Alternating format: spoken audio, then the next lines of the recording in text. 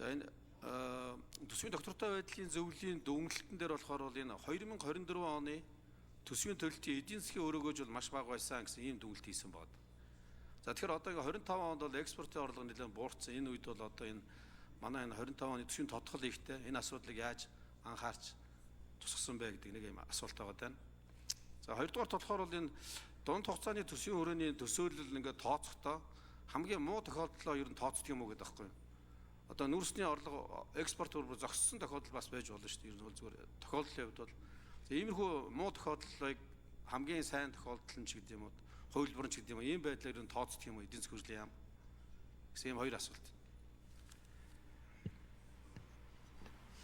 За хариулт өгье. Эдийн засгийн хөгжлийн яам 4-р эндэр. За Соронзон болдог шүний асуултанд хариулъя. За эдийн засгийн одоо сайн муу дунд хувилбаруудыг бол тооцож үзэж байгаа. За жишээлбэл одоо сайн хувилбар гэдэг нь бол батлагдсан төсвийн хүрээний мэдээллийг хэлэхээс биш арга байхгүй. За суур төсөөлөл гэдэг нь бол яг гадаад одоо зах зээл дээр олон улсын байгууллагууд манай дотоодын холбогдох байгууллагуудын гаргаж байгаа таамаглалын үн бит бодит хэмжээнүүдээр тооцоолоо гаргаж байгаа төсөөлөл. За жишээ энэ төсөөлөл нь саяхан хүртэл төсвийн алдагдлал оны эцэс хүртэл 2.3 их найдаар тасрахаар байна гэсэн тооцоол 2 сарын өмнө гарч ирсэн бол муу хувилбар буюу хамгийн сүүлийн үеийн чиг хандлага дээр дахиад апдейт хийсэн тооцоолоор бол 70 дээр тооцоход одоо 3.380 их найд төгрөгийн төсвийн алдагдлал гарахаар байна гэх ийм хувилбарууд тооцож байгаа.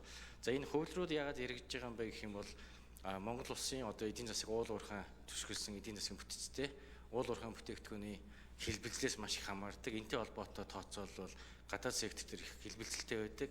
За олон улсын одоо тодорхойгүй байдлын индекс гээд гаргадаг индекс бол Economist Business Unit гэх сэтгүүлээс гаргаж байгаа индексээр бол ковидын үеийн гаргаж ирсэн тодорхойгүй байдлын индексээс өнөөдрийн тодорхойгүй байдлын индекс бол хамаагүй өндөр болсон.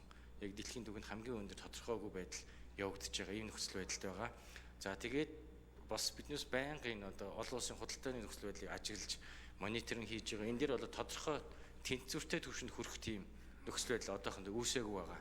Энэ жил дуусаад эх жилийг дуустал нь олон улсын эдийн засгийн өсөлт гол одоо манай худалдааны түнш улс орнуудын эдийн засгийн өсөлтөд дандаа сөрөг нөлөөллүүд нэмэгдэж гарахаар байгаа юм тодорхойгүй байдлаас үүсэж.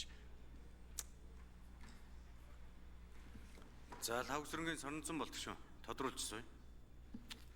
За тэгэхээр Монгол улс бас дан ганц уул уурхайн салбарын экспорт бүрэн зогсвол бид нэр төсөв ер нь ямар хэмжээнд байж болох вэ гэдэг нэг юм хувилбар бас тооцож явах хэрэгтэй байх гэж бодоод байна л да.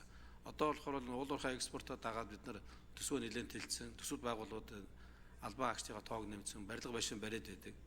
Хэрвээ уул уурхай экспорт үнэхээр тодорхой хэмжээнд зогсвол манай төсвийн хамгийн одоо дээдлийн зарлагын боломжит хэмжээ хэд юм бэ гэдэг дээр бол бас тооцоо байх хэрэгтэй байхаа л гэж бодож байна. Цаашдаа бол одоо нүүрсний үн бол ингэ нэг өсөхгүй юм байл л шүү дээ. Хятад улс чинь нүүрс авахгүй юм байна. За тэгэхээр бид нар одоо энэ цаашдаа яах хэрэгтэй вэ? Энэ төсвүүд байгууллагын төсвийн зарлал нь хамгийн дээдлээ хэд байх хэрэгтэй юм бэ гэдэг дээр тооцоолтой байх хэрэгтэй л гэж бодож байна.